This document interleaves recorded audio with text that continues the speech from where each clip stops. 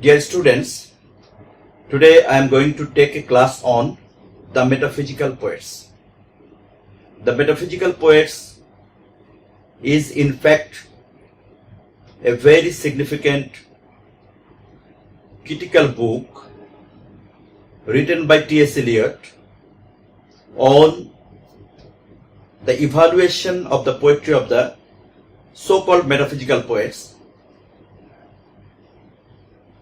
And this critical book was published in 1921, nearly 100 years ago.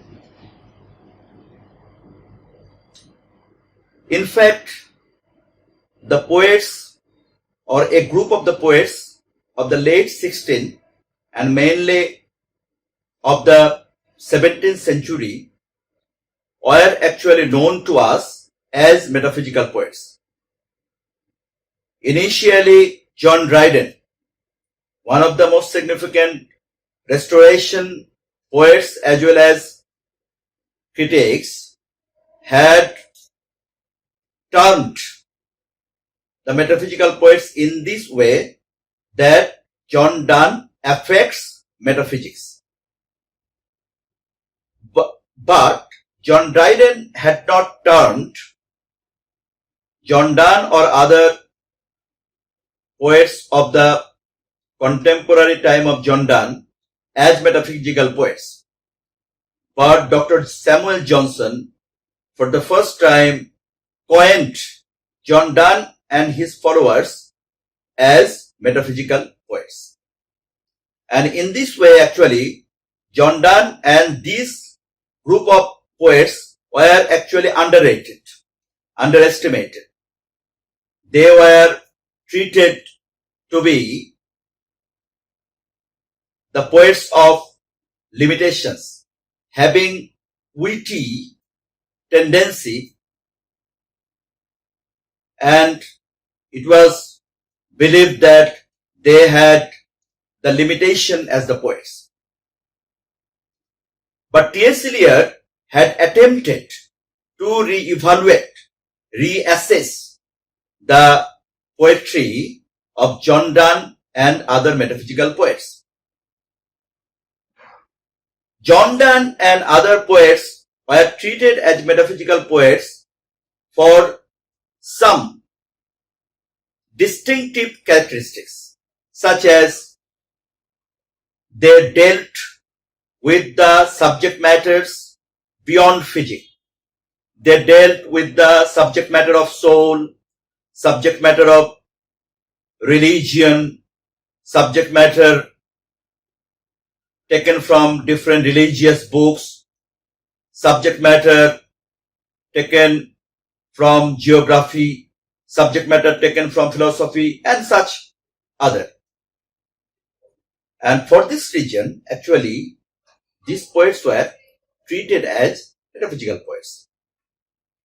But T.S. Eliot did not support the idea that these poets were actually metaphysical poets. Rather, he evaluated these poets as the poets of the 17th century. And he also asserted that these poets were the products of the previous tradition of poetry. John Donne and his followers were definitely influenced by George Chapman and other Elizabethan poets. And if we analyze carefully the poetry of the metaphysical poets, we will find differentiations in the treatment of subject matter among themselves. In that case, or in this case, John Donne is not similar to Andrew Marvell. Andrew Marvell is not similar to George Herbert. Even George Herbert is not similar to Henry Vaughan. So, these group of poets were distinctive among themselves. And there were three types of poetry or three groups of poets prevalent during the 17th century. One group was John Donne and his followers. The second group was Ben Jonson and his followers. And the third group was George Herbert, as well as Henry Vaughan and some other religious poets. So in this way, we will find no similarity among the metaphysical poets. Rather, we can only say these poets were actually the poets of the 17th century.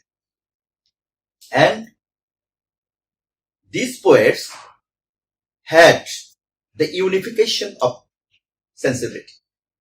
The unification of sensibility is a terminology used by T.S. Eliot in the Metaphysical Poets. The unification of sensibility means the fusion of thought and feeling,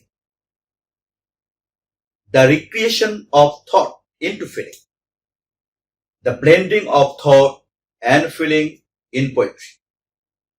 Dr. Samuel Johnson had evaluated the metaphysical poets in this way, particularly whenever Dr. Samuel Johnson was evaluating the poetry of Abraham Cowley. He expressed his opinion in this way: the metaphysical poets had treated heterogeneous concepts in poetry, and in the treatment of the heterogeneous poetry, metaphysical poets actually failed. They were not poets in the true sense, rather they were wits.